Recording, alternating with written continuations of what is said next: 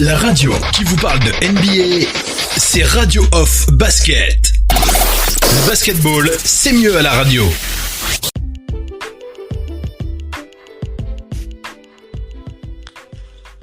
Bienvenue les amis, bienvenue sur le parquet de la Radio Off.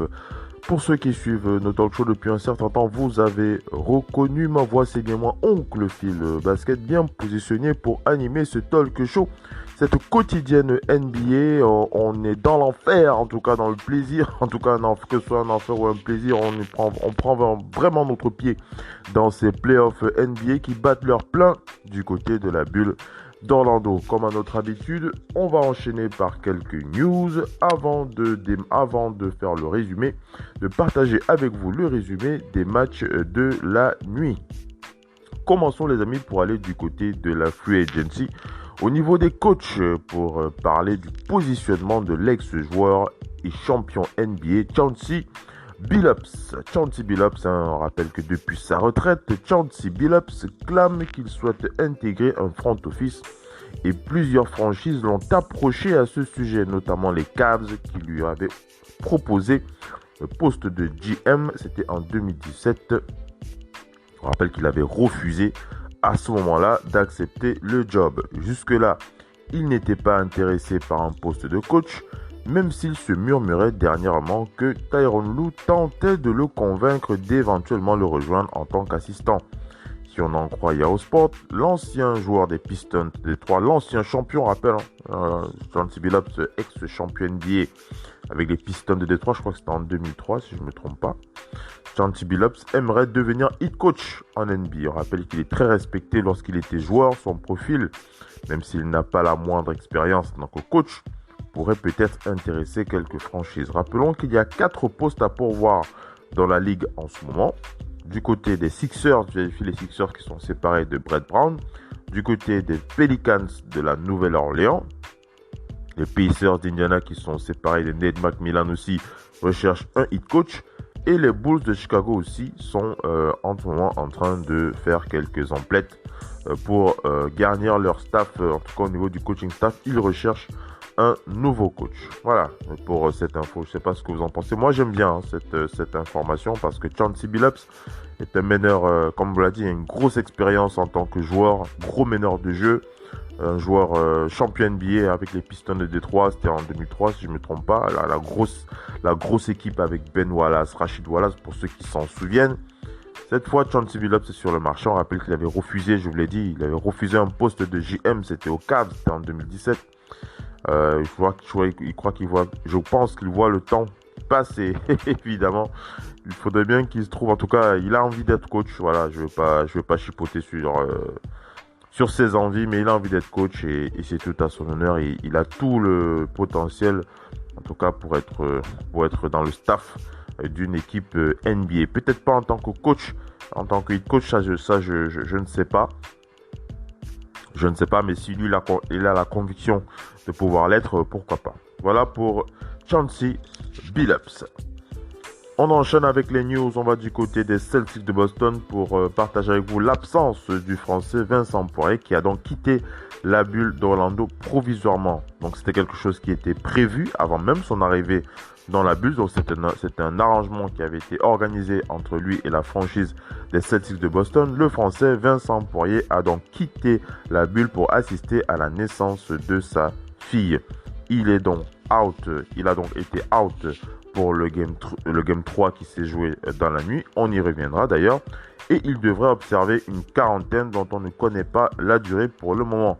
Mike Conley avait pu quitter sa quarantaine, on le rappelle, en moins de 4 jours, avec au moins 4 jours, suite à un départ pour les mêmes raisons, à savoir la naissance de son enfant. L'intérieur français n'a joué que 2 petites minutes depuis le début des playoffs. C'était lors du Game 1 face aux Raptors. Donc les Celtics estiment qu'ils n'ont pas véritablement besoin de lui sur le parquet. Voilà, ils lui ont autorisé cette sortie pour la naissance de son enfant.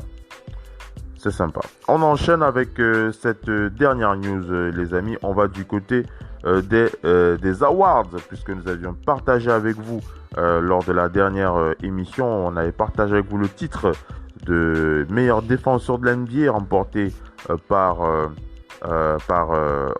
par notre cher Giannis Antetokounmpo. On avait aussi partagé avec vous le titre de meilleur coach de l'année qui a été remporté par Nick Nurse des Raptors de Toronto. Cette fois, il s'agit de l'award de rookie de l'année. Et comme nous l'avions indiqué dans nos prédictions, en tout cas, tout le monde a été unanime là-dessus. Ja Morant a donc été élu rookie de l'année. Donc c'est sans aucune surprise, hein. On le rappelle que la NBA a annoncé que Ja Morant est donc le rookie de l'année. Il dévance Kendrick Nunn et Zion Williamson. Il n'est pas élu à l'unanimité puisqu'il obtient 99 des 100 premières places des 100 premières places dont les votes sont attribués à des journalistes. Il succède donc à Luka Doncic et il est le second Grizzlies, le joueur des Grizzlies, à recevoir ce trophée de rookie de l'année après Paul Gasol. On rappelle qu'il a mené les rookies cette saison en termes de points et de passes. Il a battu le record de franchise d'ailleurs pour un rookie. Et il a terminé à 17,8 points, à 47% au tir, dont 33,5% à 3 points, 3,9 rebonds et 7,3 passes. Donc je vous donne le classement, hein. J'ai la liste là, le classement, avec donc Ja Morant en premier. Donc c'est lui qui remporte le titre. Kendrick Nunn est à la deuxième position, hein, les amis. Donc vous auriez pu penser que c'est Zion Williamson qui aurait pu être à la deuxième place de ce classement pour le meilleur rookie. Non, c'est Kendrick Nunn qui est bien deuxième. Zion Williamson est troisième. Brandon Clark est quatrième. Brandon Clark des Grizzlies de Memphis est quatrième.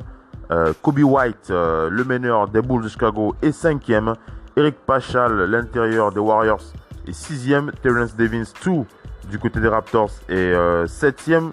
R.J. Barrett, hein, c'est ce joueur des Knicks de New York, assez polyvalent, est donc classé à la 8e place. Voilà pour le classement des votes pour le titre de rookie de l'année. On félicite Ja Morant, hein, Ja Morant qui a confirmé tous les espoirs qu'on avait en lui, en tout cas pour ce titre de rookie de l'année, les amis. On va enchaîner avec les résumés des matchs de la nuit. Nous avions les Raptors qui affrontaient les Celtics de Boston pour le Game 3 et les Nuggets de Denver qui affrontaient donc les Clippers de Los Angeles pour le Game 1 de ce deuxième tour des playoffs. On enchaîne, les amis, c'est parti.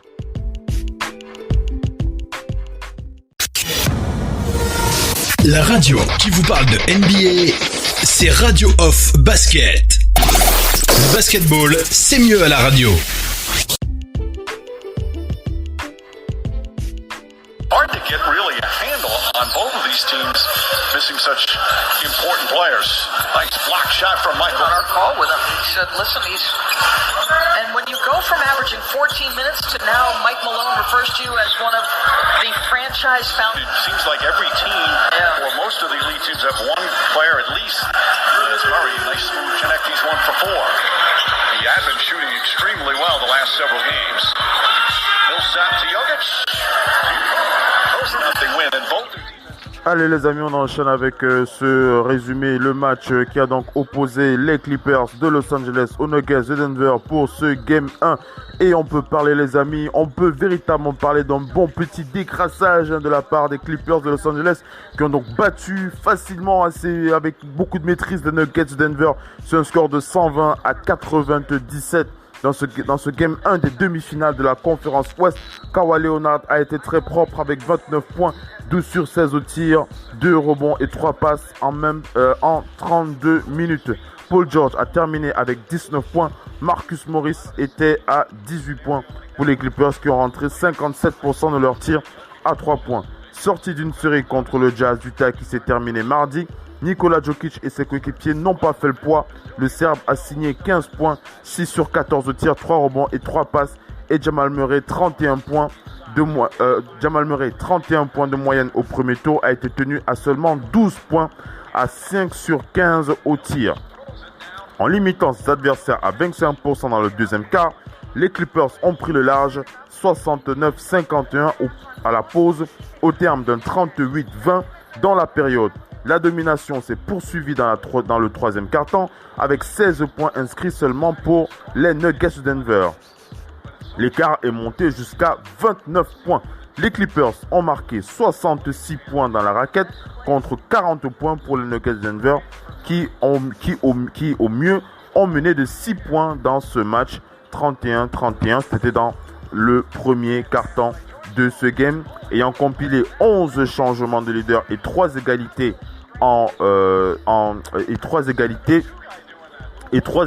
ça c'est les changements de score au niveau de ce match. Donc il y a eu 11 changements de leader et 3 égalités durant ce match. Patrick Beverley a joué 12 minutes pour son retour en jeu et il a signé 8 points. Il était à 3 sur 5 au tir, 6 rebonds et 2 passes décisives.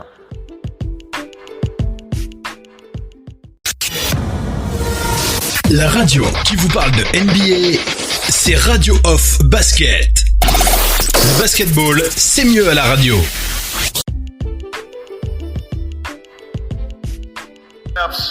Presented by Kia. Familiar starting fives for both teams. You got Lowry, Van Vliet underway in Game 3. Eastern Conference semifinals. Lowry on the take and a foul and consecutive playoff runs for the Raptors. And the defending champs, of course, they went through Orlando and Philly and Milwaukee and eventually... And to get the call, and $5,000 certainly will not deter them if it helps them win a game. Everybody's doing it. Lowry scores. Conference semifinals. Here goes Kemba. Walker gets by Gasol. That quick release on the scoop goals through his first 3 quarters and then was 4 for 4 shooting in the fourth. He couldn't buy a bucket. How about that one? Tice able to... Came in at 21 for...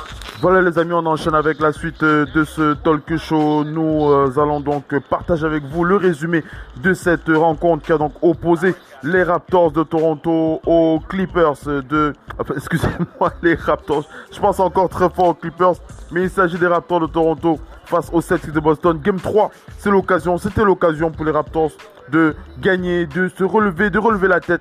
Le 3-0 qui se profilait après un dunk de Daniel Theis, véritablement dans ce game 103-101 face donc aux Celtics de Boston, superbement servi par Kemba Walker à 0,5 secondes au buzzer du 4e quart-temps pour les Raptors de Toronto.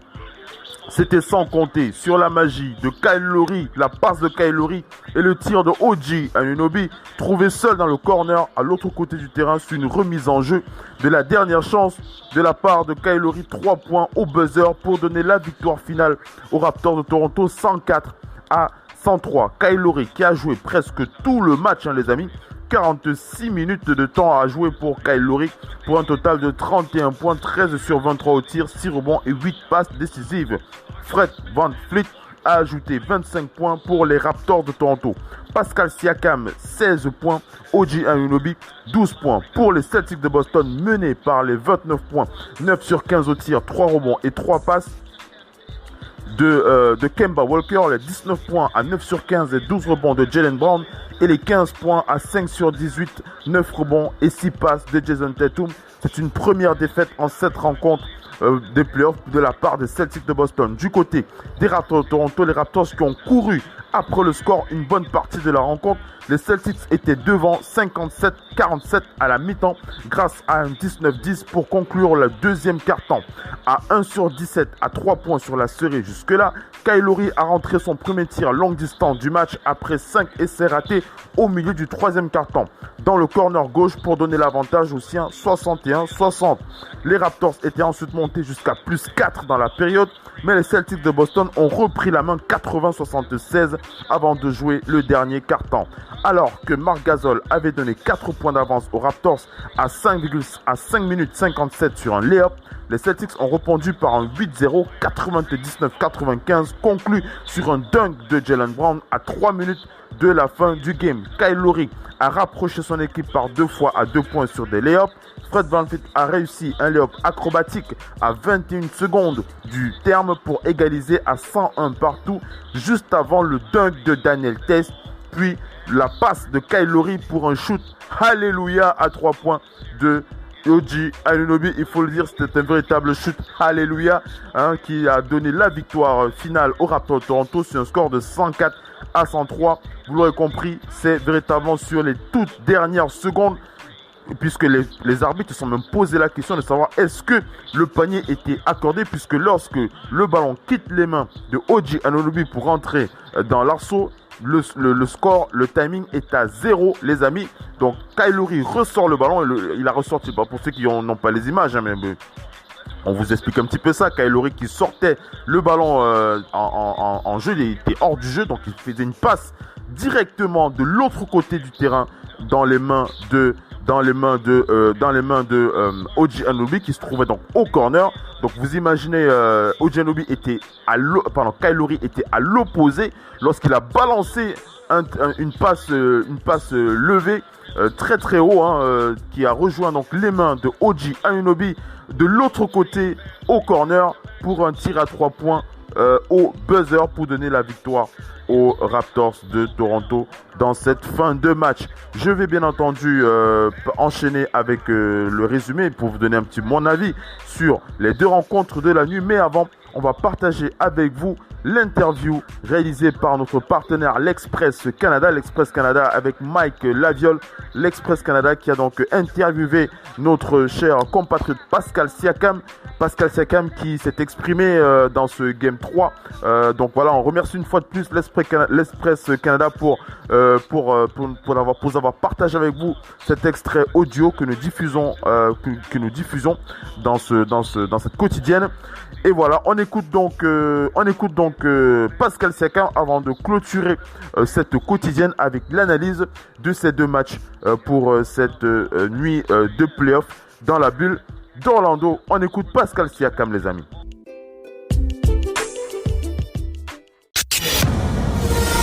La radio qui vous parle de NBA, c'est Radio Off Basket. Le basketball, c'est mieux à la radio. Pascal, félicitations pour la victoire. J'aimerais simplement que tu me décrives un peu ton état d'esprit du moment que Kyle Lowry a passé le ballon à OG puis le lancé. Est-ce que le temps a paru se figer à ce moment-là? Et quelle a été ta réaction, l'émotion qui a traversé ton corps à ce moment-là? Très bonne passe de la part de Kyle. Et aussi, quand OG a eu le ballon, pour moi, j'espère que ça entre. Donc, et puis de voir ça entrer, c'était juste un bon coup de souffle pour nous. Juste comprendre que après les deux matchs qu'on a perdus, avoir une victoire, ça fait plaisir. Et pour nous, c'est très important. Et aussi, cet âge-là, pour moi, de voir OG dans ce moment-là et puis faire ce qu'il a fait, c'est exceptionnel. Donc, content et juste, ça te donne juste un boost d'énergie qu'on avait besoin, en fait. Bon, j'imagine qu'un panier comme ça, évidemment, effacera pas les erreurs qui ont été commises plus tôt dans le match. Est-ce que c'est difficile d'omettre ces moments-là où on connaît des ratés pour se concentrer à la tâche dans les derniers moments cruciaux comme ça? Est-ce que ça a pris du temps pour toi de développer, si on veut, cet état d'esprit-là? Mais bon, bien sûr, je pense que quand tu es jeune en NBA, tu veux toujours faire le bon play. Donc pour nous, c'est important de tourner la page. Quand quelque chose se passe, que ce soit bien, que ce soit mauvais, essayer d'être focalisé sur quelque chose et comprendre que c'est toujours le next play. Donc pour nous, c'est ça et on se focalise dessus. Et après, quand ils ont marqué, bien sûr, on était déçus, mais bon, c'est essayer il y a du temps sur l'horaire, donc essayer de marquer et c'est tout ce qu'on avait en tête en fait. Et une dernière question brièvement, est-ce que tu risques de te repasser ce panier-là au courant de la soirée? Bon, peut-être je le reverrai encore une ou deux fois. Juste la fierté pour OG. Mais ça fait plaisir de gagner. Comme je l'ai dit plus tôt, juste un boost d'énergie qu'on avait besoin. Donc, on va bien savourer cette victoire et se focaliser sur le match prochain et essayer d'être meilleur. Last one today will go for Mike from l'Express Toronto. Pascal. Come on now. You said that was the last one. No, one more, Pascal. Go ahead, Mike. Then we're done. Bonsoir Pascal, désolé. Juste une petite précision pour le tir de la victoire. Est-ce que c'était ce qui était dessiné par Nick Nurse ou ça a été une improvisation par rapport à la défense de Boston? Bon, on essayait d'avoir Fred d'abord et puis moi. Et après, bon, ils ont pris ça. Donc pour moi, c'est juste de voir que Carl avait cet état d'esprit-là et de passer ce ballon-là et avec Taco qui était là à côté. Donc je pense que c'était un smart play de la part de Carl de trouver OG et aussi d'OG à tirer comme ça. Et dernière question, pour toi, quel impact va avoir cette victoire sur le reste de la série? Pour vous, ça doit être vraiment un gros boost. Ouais, bien sûr, on avait besoin de ça, on avait besoin d'une victoire, on avait besoin de quelque chose pour nous donner un peu d'énergie. Mais bon, à la fin, c'est une série difficile et on comprend qu'on ne doit pas faire trop d'erreurs et on va revoir le match et essayer d'être meilleur le match prochain et juste aller avec l'état d'esprit de gagner. Donc, c'est un match et c'est notre priorité maintenant. Merci Pascal. Oh my goodness.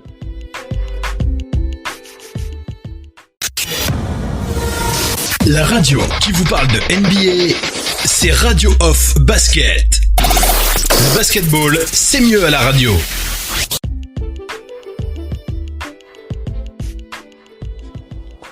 Voilà les amis, on est arrivé à la fin de ce talk show FM NBA et donc à présent clôturé. On va terminer par le résumé de ces deux matchs du côté d'Orlando. On va commencer par le plus simple, les Clippers de Los Angeles, dominateurs, extrêmement dominateurs face aux Nuggets de Denver. Score final 120-97. Les Clippers qui n'ont tout simplement laissé aucune chance à cette équipe des Nuggets de Denver. Donc un match tout en maîtrise avec un Kawhi Leonard qui décidément nous a démontré qu'il adore bien les Nuggets, pour ne pas préciser, pour être plus cru en précisant qu'il adore franchement le poulet avec ses 29 points sur ce match. 31 partout dans le Game 1, je pense que c'est même, on peut même le dire, puisque c'est le match, c'est le carton où les Nuggets se sont véritablement débattus pour rester accrochés aux chevilles des Clippers. 31 partout dans le premier carton, 38-20 dans le deuxième carton, 22-16 dans le troisième carton et 29-30-29 dans le troisième carton. Les Nuggets qui se sont débattus dans le premier et dans le dernier carton pour tenter de recoller au score, mais les esprits étaient plutôt à la domination claire et nette de la part des Clippers de Los Angeles qui ont véritablement bouffé du Nuggets, il faut le dire. Ils ont bouffé du poulet en tout cas cette nuit sur ce score 120-97, un match mené, dominé par les Clippers, je l'ai déjà dit, avec un 5 majeur. Une équipe globalement avec un 5 majeur au-delà des plus 20 en plus-minus, avec plus 24 pour Marcus Morris. Marcus Morris qui, après avoir payé l'amende pour avoir... on rappelle qu'il a été, il a écopé d'une amende suite aux altercations qu'il a eues avec Luka Doncic lors de l'élimination des Mavs de Cleveland. On rappelle qu'il avait plusieurs fois eu des gestes un petit peu durs face à Luka Doncic et il avait écopé d'une amende, je crois, de $50,000 si mes souvenirs sont bons. Marcus Morris qui s'est donc marré, en tout cas qui s'est amusé franchement sur cette équipe des Nuggets de Denver, en tout cas en défense déjà, avec 18 points plus 24 en plus-minus pour Marcus Morris, que 7 sur 10 au tir, 4 sur 5 à 3 points, 5 rebonds, 2 passes. Il était très très à l'aise Marcus Morris avec son plus 18 à 3 points. Paul George, plus 23, est le deuxième dans la liste de ces joueurs le plus impactant au niveau de cette stat plus-minus, avec plus 23, 19 points pour Paul George, 6 sur 13 au tir, 2 sur 7 à 3 points. Il a été maladroit à 3 points par contre, 5 sur 7 au lance-franc pour Paul George pour 19 points. Et on vous l'a dit, celui qui s'est véritablement régalé dans ce match, dans ce match de practice, carrément il faut le dire, un match de practice pour Kawhi Leonard avec plus 20 en plus-minus pour 29 points, je l'ai dit, 2 rebonds, 3 passes décisives, 2 interceptions et un contre de la part de Kawhi Leonard. Kawhi Leonard, 32 minutes de jeu, 12 sur 16 au tir, 1 sur 2 à 3 points, 4 sur 4 au lancer franc. La superstar des Clippers n'a pas véritablement soufflé, enfin il ne s'est pas totalement essoufflé, il n'a pas forcé sur son talent pour maîtriser cette équipe menée par Jamal Murray. Une équipe des Nuggets de Denver bien véritablement en dessous des espérances que nous avions pour elle lors de la bataille, après la bataille au bout de 7 matchs, de 7 matchs face au Jazz Utah de notre cher Donovan Mitchell. Jamal Murray sur ce match a été véritablement cadenassé par Kawhi Leonard. Il n'a pas pu s'exprimer comme il l'aurait souhaité. Moins 18 en plus-minus pour Jamal Murray pour 12 points en 33 minutes de temps de jeu. 5 sur 15 au tir, 2 sur 8 à 3 points pour Jamal Murray. 6 passes, 3 rebonds et une interception pour le joueur star des Nuggets de Denver qui véritablement n'a pas pu porter son équipe comme il a pu le faire face au Jazz. Nikola Jokic est le joueur du 5 majeur qui a le plus souffert, les amis, avec moins 24 en plus-minus pour 15 points, 3 rebonds, 3 passes décisives. Jeremy Grant était à 12 points, Paul Millsap était à 13 points. Moins 16 pour Paul Millsap, moins 16 pour Jeremy Grant, moins 24 pour Nikola Jokic, moins 18 pour Jamal Murray et moins 17 pour Harris avec 5 points. Voilà, les carottes sont cuites. Qu'est-ce que vous voulez dire de plus dans ce match? On va quand même relever la participation du contingent africain du côté des Nuggets avec Keita Bates-Diop, le Sénégalais qui a quand même eu 7 minutes de temps de jeu pour plus 3 avec 1 point. Il a scoré 1 point quand même. Keita Bates-Diop, il a scoré ce point au lancer franc. Voilà, il a été à 1 sur... Non, Keita Bates-Diop, il était à 1 sur 2 au lancer franc. Voilà, c'est là qu'il a mis son point. Et Bol Bol, le fils de cette légende Maloute Bol du Soudan, a eu 4 minutes de temps de jeu. Bol Bol a eu 4 minutes pour 2 points. Lui aussi il a scoré au lancer franc. Voilà, il était à 1 sur... il a scoré au lancer franc, voilà, pour mettre ses... Non, il a scoré 4 points, voilà. Il était à plus 2 en plus-minus, mais il a scoré 4 points. Donc, 1 point au tir, il était à 1 sur 1. Et au lancer franc, il a mis 1 sur 2. Voilà, ça fait... il a mis 4 points, voilà, sur ce match. Bol. Donc, voilà, une équipe dominée par les Clippers. On va pas véritablement y passer des heures, mais on va simplement préciser que les Lakers les Clippers, je suis déjà devant là, avec les Lakers de Los Angeles qui vont affronter les Rockets de Houston. On est déjà dans, en tout cas, les Clippers qui sont en toute maîtrise, et j'ai véritablement du mal à voir comment les Nuggets vont véritablement sortir de cette série face aux Clippers de Los Angeles. Moi, je vous l'avoue, je me jette à l'eau tout de suite. Moi, je vois le sweep. Je vois le sweep du coup dans cette série. Les Nuggets, Jamal Murray Jamal Murray et ses coéquipiers vont véritablement souffrir face à cette armada des Clippers de Los Angeles. Donc voilà un peu mon avis. En tout cas, on regardera comment ils vont se comporter dans le Game 2. Et si véritablement dans le Game 2, les Clippers sont toujours en mode practice avec cette défense incroyable qui va étouffer Jamal Murray et Nikola Jokic et ses coéquipiers des Nuggets, véritablement il faudra compter sur un sweep. En tout cas, on va pas vendre la peau de l'ours avant de l'avoir tué. On va laisser les Nuggets s'exprimer dans le deuxième match, et après on va revenir pour une autre analyse, les amis. On va passer au match suivant. Les amis. On va parler de la deuxième rencontre. Je pense que vous avez pu apprécier les déclarations de Pascal Siakam et les Raptors de Toronto. Interview réalisée par notre partenaire l'Express Canada, partenaire Radio Hall of Fame Basket avec Mike Laviole. Et on vous l'a dit, un match ultra serré avec ce shoot.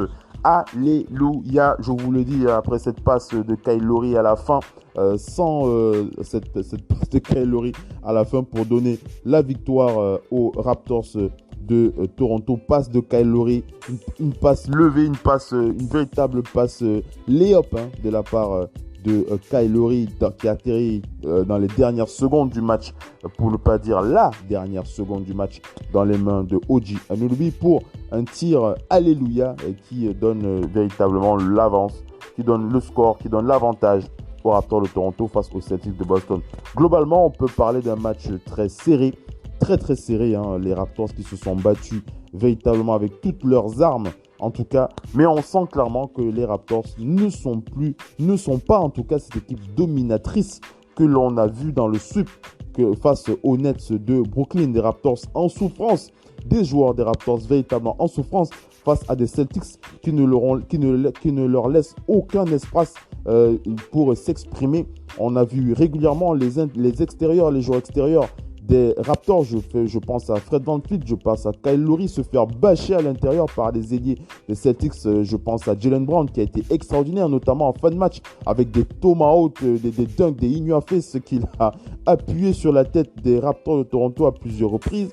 On voit une équipe, en tout cas c'est ce que je dis, je vous donne clairement mon ressenti, on voit les intérieurs des Raptors en souffrance face à Daniel Theis des Celtics de Boston, Serge Ibaka qui s'est plutôt bien battu en sortie du banc puisqu'il a quand même 2 contre, mais il était à moins 4 en plus-minus en 22 minutes temps de jeu pour 2 points seulement pour Serge Ibaka. Ça c'est compliqué. Revenons, commençons par le départ avec le 5 majeur. Le 5 majeur composé de Pascal Siakam, OG Anunoby, Marc Gasol, Kyle Lowry et Fred VanVleet. 25 points pour Fred VanVleet pour moins 4 en plus-minus, c'est le bonnet d'âne en tout cas au niveau de l'impact du jeu de ce match. Fred VanVleet qui n'a pas impacté comme il a pu le faire malgré ses 41 minutes de temps de jeu pour 9 sur 22 au tir, 5 sur 13 à 3 points pour 2 sur 2 au lancer franc. On va regarder Pascal Siakam, plus 12 en plus-minus, je voulais indiquer avec ses 16 points, Pascal Siakam qui était à 38 minutes de temps de jeu pour, je vous l'ai dit, 16 points. Alors je reviens sur mes notes, là voilà, 6 sur 15 au tir, 1 sur 4 à 3 points pour Pascal Siakam, maladroit, 7 rebonds, 2 passes décisives, 16 points. Le Camerounais qui s'est véritablement lâché en défense, en témoigne son plus 12 pour ses 38 minutes de temps de jeu. OG Anunoby était à plus 0 avec 12 points, 10 rebonds, 1 passe, 3 interceptions, 2 contres, mais surtout le panier de la victoire à la dernière seconde. On vous l'a dit, lorsque le ballon quitte les mains de OG Anunoby, il y a 0 seconde au compteur et les Celtics ne peuvent que voir le ballon entrer transpercer les filets pour donner la victoire au Raptors de Toronto. Marc Gasol était à 10 points, plus 5 en plus-minus pour 6 rebonds, 3 passes décisives.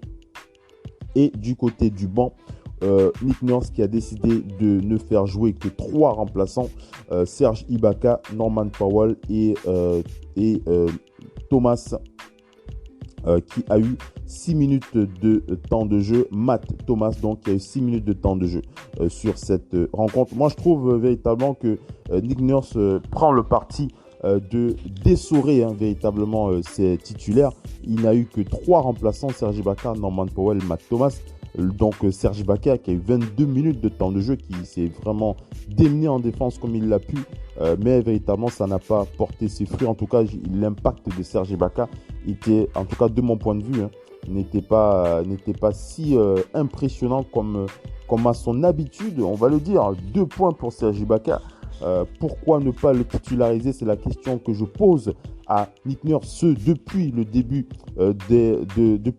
de cette série face aux Celtics de Boston. Pourquoi ne pas titulariser Serge Ibaka à la place de Marc Gasol? Pourquoi est-ce que Pascal Siakam n'arrive pas à être dominateur en attaque comme on a pu le voir en saison régulière? Pascal Siakam qui est en mode struggle depuis ce début de playoff. Il est loin, en tout cas nous sommes encore dans la mémoire de ce duo prolifique que Pascal Siakam avait avec Kawhi Leonard, le duo, l'un des duos les plus prolifiques des finales NBA. Ça c'est pas moi qui le dis, ce sont les stats qui parlent par eux-mêmes. Pascal Siakam qui par la suite a véritablement été confirmé dans ce statut de franchise player avec ce gros contrat qu'il a signé avec les Raptors de Toronto. Bon, maintenant je vais pas chipoter véritablement sur le statut de Pascal Siakam, le Raptor de Toronto, mais il force de constater que le joueur personnellement a beaucoup de difficultés à s'exprimer, notamment sur le plan offensif de son jeu. Il a été très très bon en défense aujourd'hui avec son plus 12 en plus-minus, avec l'impact qu'il a apporté dans le jeu, de l'énergie. Mais Pascal Siakam, au niveau de son mindset offensif, n'y est pas du tout. Pascal Siakam qui n'a pas atteint les 25 points durant l'intégralité de ses playoffs, pas une seule fois sur un seul match. Je n'ai vu Pascal Siakam atteindre les 25 points. Si vous vous souvenez d'un match où il a dépassé, ou si il a atteint les 25, où il a dépassé les 25 points, j'ai bien envie de vous entendre, mais je suis assez inquiet sur les performances de Pascal Siakam. Il se passe quelque chose au niveau du mental de ce joueur. Je pense qu'il faudra analyser cela en profondeur, puisque les Raptors attendent mieux de la part de celui qui, avec le départ de Kawhi Leonard, est donc considéré comme l'option numéro 1 des Raptors de Toronto. Et ce n'est pas le cas, c'est plutôt Fred VanVleet qui est en train de prendre cette position d'option numéro 1 dans ces playoffs. Fred VanVleet qui était encore à 25 points sur ce game face aux Celtics de Boston. Donc on a véritablement besoin d'analyser le mindset de Pascal Siakam. On le fera lors de l'édition longue Total Africa NBA. Ce sera donc enregistré dimanche dans la nuit pour diffusion lundi dans la matinée sur les réseaux Radio Off Basket. J'espère que vous serez nombreux à être connectés, puisqu'on va essayer de rentrer dans la psychologie de ce joueur et essayer de voir ce qui ne va pas dans son jeu pendant ces playoffs. Un Pascal Siakam en tout cas décevant de mon point de vue. Je ne sais pas pour vous, mais moi je suis véritablement déçu par l'impact du Camerounais dans ces playoffs. J'attendais beaucoup mieux de sa part. Je suis déçu par les décisions de Nick Nurse qui ne titularise pas Serge Ibaka dans ses playoffs. Je suis déçu par l'apport de Marc Gasol dans ses playoffs, notamment au niveau offensif. On sait qu'il est là pour défendre, mais au niveau offensif, on attendait aussi un petit peu mieux. Je suis satisfait de l'apport de Kyle Lowry. Kyle Lowry qui donne tout ce qu'il a. Kyle Lowry, pour moi, c'est dans le top 3 des meilleurs joueurs des Raptors. Kyle Lowry qui est dans le top 2, tout simplement. Il donne tout ce qu'il a. On rappelle je crois qu'il a même une blessure aux chevilles, Kyle Lowry. Donc, c'est un véritable super-héros pour les Raptors de Toronto en ce moment. Du côté des Celtics de Boston, rien à dire. Les Celtics tout en maîtrise avec des ailiers impériaux. Jason Tatum, 15 points, 5 sur 10 au tir, 1 sur 4 à 3 points, 39 minutes de temps de jeu pour Jason Tatum et Jaylen Brown, 19 points. Et on n'oublie pas Kemba Walker. Kemba Walker, quel joueur Kemba Walker, 29 points pour Kemba Walker, 9 sur 15 au tir, 4 sur 7 à 3 points. Et c'est Kemba Walker qui est considéré qui est véritablement une dynamite offensive du côté des Celtics de Boston. Du côté des Celtics de Boston, il fait très mal dans cette série face aux Raptors de Toronto.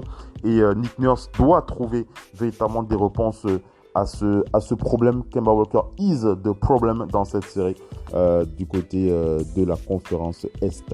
Donc voilà un peu ce que je peux vous dire, voilà un peu ce que je peux partager avec vous dans cette analyse à chaud de cette série qui oppose donc les Raptors de Toronto face aux Celtics de Boston. Et on attend un réveil de Pascal Siakam dans le Game 4. Oui, j'insiste dessus, j'attends le réveil du Camerounais dans le Game 4. J'attends beaucoup plus de décisions, j'attends un changement une évolution en tout cas. Nick Nurse qu'on a toujours su assez versatile dans ses prises de décision. D'ailleurs, c'est pour ça que Ujiri Masai l'a nommé en tant que head coach. On l'a toujours su comme étant assez versatile. En tout cas, c'est quelqu'un qui a l'habitude de ne pas se laisser aller dans des prises de décision constantes. C'est quelqu'un qui modifie régulièrement son plan de jeu. Et là, j'ai véritablement la sensation que ce n'est pas le cas. Nick Nurse, j'ai pas la sensation qu'il modifie beaucoup ses plans de jeu dans cette série. En tout cas, face aux Celtics de Boston. Je n'oublie pas de vous préciser que nous aurons notre partenaire Mike Laviole et son podcast Dino Talks avec l'analyse complète de ce Game 3 qui sera diffusé sur les ondes Radio Basket. On rappelle, Mike Laviole de l'Express Canada, partenaire Radio Basket, qui va donc diffuser sur les ondes de la radio après ce podcast l'analyse Dino Talks, l'après-match Raptors face au Celtics Boston. J'espère que vous serez nombreux connectés pour écouter cette analyse. Nous, on reviendra aussi sur les Raptors dimanche dans Total Africa NBA pour analyser le mindset de Pascal Siakam dans ses playoffs. Voilà, Je vous laisse. J'espère que vous avez apprécié cette quotidienne. C'était Oncle Phil Basket. Je vous dis à la prochaine. Restez connectés sur Radio Hall of Fame Basket, la radio partenaire officielle NBA, la radio numéro 1 sur le digital. Ciao les amis. Bye bye.